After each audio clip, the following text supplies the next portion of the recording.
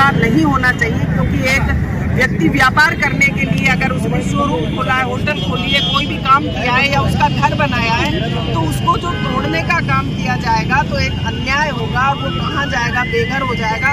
अगर इनको करना है सरकार को, तो मेरा आपके माध्यम से निवेदन है कि 75 मीटर में नहर बनाए, जो यमुना का चंबल का पानी लाते ना, जिससे राजस्थान को लाभ मिलता। क्या सड़कों के लिए आप दुकानदार, एक गरीब जो दुकान, छोटी सी दुकान खोलिए, वो तो बेचारा बर्बाद हो जाएगा। तो हम इसके खिलाफ, ये लागू होता है तो ये सोचो गांव, ढाणी, कस्बे सभी प्रभावित होंगे और ये ऐसा अन्याय नहीं होना चाहिए। आप सड़कों का जाल बिछाइए, लेकिन सड़कों को एक दूसरे से जोड़ने का काम कीजिए, लेकिन विस्तार के नाम पे किस तरह से किसानों की जमीनों को ये हड़पने का ही काम कर रहे हैं। मैं तो यही कहूँगी, अगर इन्हें करना ही है तो हमें यहाँ जमुना का और चंबल का पानी लाइए, हम जगह देंगे। देखिए, हाईवे का एक फरमान हाई कोर्ट से आया, 75 मीटर के सभी निर्माण तोड़े जाएंगे।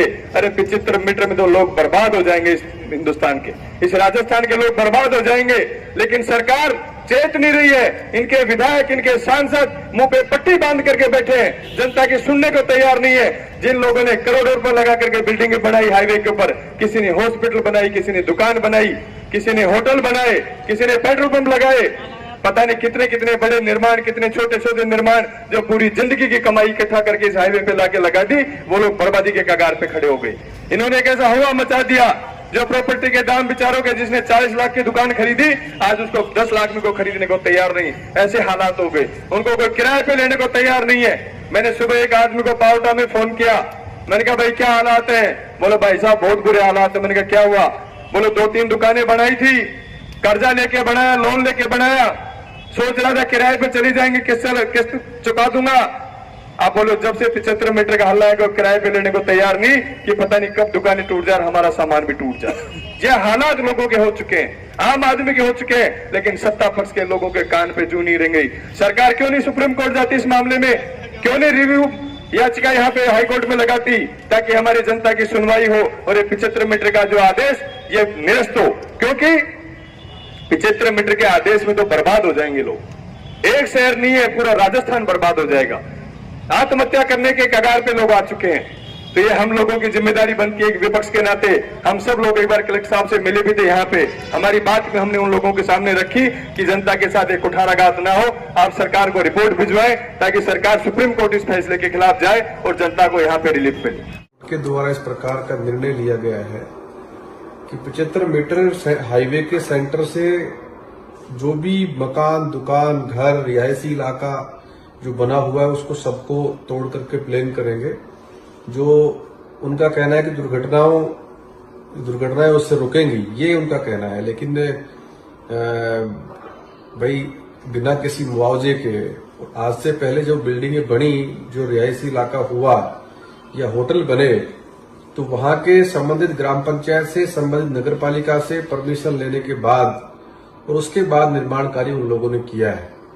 और उसके बाद अगर माननीय न्यायालय के द्वारा इस प्रकार का फरमान आता है, तो मुझे लगता है सरकार को इसमें अपील करनी चाहिए और जनता के हित के लिए। भाई आपके अधिकारियों की गलती है, उसके लिए जनता क्यों भुगते? ये मैंने अभी क्या कहा, जो कोर्ट का आदेश तो पहले भी ये जो आया हुआ है ग्रासिम वाला, इसकी बजाय ये इस पे ध्यान दे रहे हैं। इससे मेरे कुछ समझ में नहीं आता। रही बात ये जो 75 मीटर का है, मैं समझता हूँ कि इसमें बहुत से हमारे बुद्धिजीवी जो लोग हैं वो न्यायालय में वापस उनको जाना भी चाहिए कि जो स्थिति अगर 75 मीटर वाला चलेगा तो पूरा शहर ध्वस्त हो जाएगा। और जितने भी जो संचालन, जितने भी जो व्यावसायिक प्रतिष्ठान हैं, वो मैं ये बात कोटपुतली अकेले की नहीं है। आप नीमराना से चलोगे और जयपुर तक जाओगे तो आपको बड़ा खंडर साक लगेगा। तो इसके बारे में पुनर्विचार भी करना होगा। और इसमें एक राजस्थान हाईकोर्ट की डबल बेंच का एक निर्णय आया था, जिसमें इन्होंने 40 मीटर और 75 मीटर तक के अंदर जो भी इलीगल है उनको तो तुरंत हटाने का आदेश दिया था। और बाकी उन्होंने मार्किंग का कहा है कि इनमें से भी कौन कौन से हैं जो लीगल है, जिसको कि नगर पालिका का पट्टा, लेआउट प्लान पास है, तो उनको अभी मार्किंग करनी है प्रशासन को। तो इससे भी बड़ी कंफ्यूजन की स्थिति पैदा हो गई है कि जिसने 40 मीटर के अंदर जिसने पट्टा भी ले रखा है, जिसके पास में लेआउट प्लान भी पास है, जिसके पास कार्य करने के सारे वैध लाइसेंस है, तो उसका क्या रहेगा? क्या उसको मुआवजा दिया जाएगा? क्योंकि जहां तक मेरी जानकारी है कि मुआवजा जब भूमि एक्वायर की जाती है उसका दिया जाता है, लेकिन इसके निर्णय के अनुसार तो कि वो 75 मीटर या 40 मीटर निर्माण न करके खाली रखे, तो ना तो उसको मुआवजा मिलेगा और ना उसका कोई प्रयोग कर पाएगा। तो ये बड़ी असमंजस की स्थिति बनी हुई है। और आज क्योंकि कोर्ट में सुनवाई भी है 13 तारीख को, तो इसमें देखते हैं कि क्या निर्णय आता है। अगर लोगों के पक्ष में नहीं आता है तो इसको मामले को आगे जो है सुप्रीम कोर्ट में लेके जाना चाहिए, क्योंकि ये स्टेट हाईवे पे भी लागू हो रहा है, तो जिसकी वजह से लगभग पूरा राजस्थान जो है उसमें बड़ी स्थिति विकट हो जाएगी। लोगों के रोजगार छिन जाएंगे, लोगों की प्रॉपर्टियां जिन्होंने खून पसीने की कमाई से ली है वो भी बिल्कुल खराब हो जाएगा। आखिर क्या है 75 मीटर का नियम? पिछले एक महीने से अधिक एक महीने के लगभग समय हो गया है कि हर नागरिक के दिमाग में सवाल है कि आखिर क्या है 75 मीटर का नियम। तो आइए इस बारे में चर्चा करते हैं। विगत 13 फरवरी को माननीय उच्च न्यायालय की खंडपीठ ने एक मामले में सुनवाई करते हुए, एक जनहित याचिका थी, उसकी सुनवाई करते हुए पुष्पेंद्र सिंह भाटी जी और जस्टिस संदीप शाह जी ने खंडपीठ ने सड़क सुरक्षा को ध्यान में रखते हुए इन्होंने अनुच्छेद 21 को इसमें जोड़ते हुए जीवन जीने के अधिकार को इन्होंने जोड़ा और उसके ऊपर एक आदेश जारी किया कि 75 मीटर तक के अंदर जो भी दायरे में हाईवे की सेंट्रल लाइन से निर्माण आएंगे उन सभी को उन्होंने अवैध मानते हुए उनको हटाने के निर्देश जारी किए। लगभग 2000 ऐसी संरचनाएं उन्होंने बताई और इसके अंदर कोई भी धार्मिक स्थल हो, व्यावसायिक स्थल हो या मकान हो, उन सभी को उन्होंने शामिल किया। यह मामला हिम्मत सिंह गहलोत की एक जनहित याचिका की सुनवाई करते हुए उन्होंने आदेश पारित किया था, जिसमें एक मामला धर्मकांटे से जुड़ा हुआ था, जो कि धर्मकांटा एक अवैध स्थान पर बना हुआ था जो कि प्रतिबंधित सीमा के अंदर था, जिसकी वजह से संचालन की वजह से विगत कुछ दिनों पहले ही 4 लोगों की दुर्घटना के अंदर मृत्यु हो गई थी। इस मामले की सुनवाई करते हुए माननीय न्यायालय ने आदेश जारी किया। अब माननीय न्यायालय ने जो आदेश जारी किया है उसमें उन्होंने स्पष्ट किया है कि सेंट्रल लाइन जो भी रोड की है, नेशनल हाईवे और स्टेट हाईवे की, उससे 75 मीटर तक एक कंट्रोल लाइन मानी जाएगी, जिसमें कोई भी प्रकार का निर्माण, आप स्थायी निर्माण नहीं कर सकते। और 40 मीटर एक बिल्डिंग लाइन मानी गई है सेंट्रल लाइन से, दोनों ओर 40-40 मीटर, जहां निर्माण पूर्णतः प्रतिबंधित है। अदालत ने स्पष्ट किया है, भले ही किसी के पास स्थानीय पंचायत या नगर निकाय का कोई भी पट्टा या कोई अनुमति है, तो भी वह इस 75 मीटर की परिधि में आता है तो कोई निर्माण नहीं कर सकता।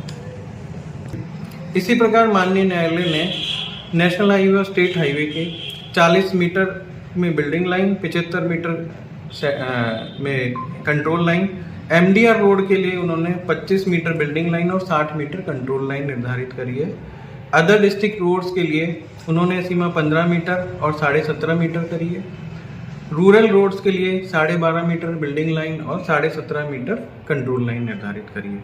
माननीय न्यायालय ने यह आदेश सड़क सुरक्षा, भविष्य की जरूरतों और नियमों की अवहेलना को ध्यान में रखते हुए करा है, जिससे भविष्य में और अधिक रोड्स को चौड़ा करने के लिए आवश्यकता होगी तो उस समय किसी को समस्या नहीं होगी, कोई पट्टा जारी हो जाए बाद में किसी और को समस्या नहीं होगी। हालांकि ये सब चीज़ें बहुत पहले से निर्धारित होनी चाहिए थी, जिससे कि आज जो बहुत सारे लोगों को परेशानियां होने वाली है उनसे मुक्ति मिल जाती। मुख्य रूप से प्रभाव जिन्होंने हाईवे के किनारे भूमि का रूपांतरण करवा लिया है और कोई व्यवसाय कर रहे हैं अपना या कोई मकान बना रखा है, उन लोगों को होगी। किसानों के लिए भी एक चीज़ ये है कि कृषि कार्य तो वो कर पाएंगे इस 75 मीटर की सीमा के अंदर, लेकिन कोई परमानेंट या स्थायी निर्माण नहीं कर सकते। माननीय उच्च न्यायालय ने पीडब्ल्यूडी, एनएचएआई, प्रशासन और पुलिस को मिलाकर के एक टास्क फोर्स निर्माण करके और इन सभी को चिन्हित करने और अवैध निर्माण को हटाने के लिए आदेश पारित किया है, और जिसमें माननीय न्यायालय ने प्रक्रिया के लिए भी बोला है, पूरी विधि सम्मत प्रक्रिया उनको के तहत हटाने के लिए बोला है, जिसमें कि उनको वीडियोग्राफी, फोटोग्राफी भी करनी होगी। और इसके अलावा जो भी पीड़ित पक्ष होगा या जिसका भी निर्माण हटाया जाएगा उसको सुनवाई का भी पूरा अवसर दिया जाएगा और पूरी प्रक्रिया ट्रांसपेरेंट होगी। जैसा कि अभी ज्वलंत मुद्दे हैं कि NHIA पे 75 मीटर का जो सरकार मापदंड ला रही है, धारा 42 के तहत पहले भी NHI का 40 मीटर दोनों तरफ पहले भी था। हाईवेज पे ये रहता ही है। यदि किसी भाई की जमीन आ रही है और उसने मकान बना रखे हैं, उसने दुकान बना रखी है, तो उसको मुआवजा मिलेगा, इसमें तो कोई वो भी नहीं है। इसको लेकर के बहुत ज्यादा हाउल की मुझे तो नहीं लगता है कि होना चाहिए, क्योंकि रोड जितने चौड़े होंगे तो उसके साथ साथ कुछ दूसरी चीजें भी गवर्नमेंट निकाल सकती है। पाइपलाइन है, नहर है, भविष्य में नहर भी बनाई जा सकती है। और मैं तो गवर्नमेंट से ये आशा करता हूं कि हर हाईवे के साथ में एक नहर और बना दी जाए, पानी की नहर, जिससे हमारे पूरे क्षेत्र में पानी की किल्लत खत्म हो और पानी स्तर ऊंचा रहे और ऊंचा है और आपका रिचार्ज हो। जो माननीय उच्च न्यायालय ने जो आदेश दिया है 75 मीटर के दायरे का अतिक्रमण हटाने का, तो मैं ये चाहूंगा जैसे सघन आबादी और जो खुला एरिया है इसमें माननीय उच्च न्यायालय को ये करना चाहिए, जहां सघन आबादी है वहां तोड़फोड़ न करके उसे एज इट इज जैसे है वैसे रखा जाना चाहिए। क्योंकि सघन आबादी क्षेत्र में बाईपास निकले हुए हैं, बाईपास का यूज लेके हम सघन आबादी को छोड़ सकते हैं, जिससे कि जो व्यापारी बंधु हैं उनका व्यापार भी ठप नहीं होगा और आवागमन के साधन में भी कोई दिक्कत नहीं होगी। आशा यही करता हूं मैं माननीय उच्च न्यायालय से, जो भी फैसला होगा वो नागरिकों के हित में होगा। और मैं तो यही चाहता हूं जैसे माननीय उच्च न्यायालय यही आदेश दे कि जैसे आबादी सघन आबादी उसके हिसाब से जैसे उन्होंने क्राइटेरिया निर्धारित किया गया जैसे 75 मीटर का, तो बात ये भी चल रही है कि जैसे 40 मीटर का एरिया खाली करवा के और जो बाकी की 35 मीटर है उसको बाद में लिया जाए, तो ये भी फैसला कहीं ना कहीं ठीक है, जिससे भी क्या है जैसे व्यापारियों को राहत मिलेगी। अमूमन अब फिलहाल 100 फीट तो है ही, 40 मीटर के हिसाब से 120 फीट और रह जाएगी, तो उसमें ज्यादा क्षति नहीं होगी व्यापारियों की, जिससे कि मैं ये चाहता हूं बस ये फैसला कारगर रहे। जो माननीय उच्च न्यायालय फैसला करेगा उसके विरुद्ध जैसे आगे जो पिटीशन है उसमें दायर करेंगे। अब हम जैसे सरकार का फैसला तो है नहीं है भाई हम सरकार के खिलाफ विरोध कर सके, उच्च न्यायालय का फैसला है, तो हम जैसे अपना विरोध दर्ज करवा के जो आंदोलन करके विरोध दर्ज करवा के जो शांतिपूर्ण आंदोलन है उसके हिसाब से हम आगे जो सुप्रीम कोर्ट है उसमें अपील दायर करें। अगर अभी तक आपने चैनल को सब्सक्राइब नहीं किया है तो चैनल को लाइक, शेयर व सब्सक्राइब अवश्य करें। जिले की तमाम छोटी बड़ी खबरों को जानने के लिए बने रहे वॉइस ऑफ कोटपुतली के साथ। श्री बालाजी फिनसर्व, जहां मिलती है आपको वाहन बीमा, स्वास्थ्य बीमा, म्यूचुअल फंड, जीवन बीमा, फाइनेंस, साधारण बीमे की सभी सुविधाएं। कार्यालय बानसूर महाविद्यालय के पास, बाईपास रोड बानसूर। मुख्य कार्यालय लालकोठी कोटपुतली। अधिक जानकारी के लिए संपर्क करें 8302367656।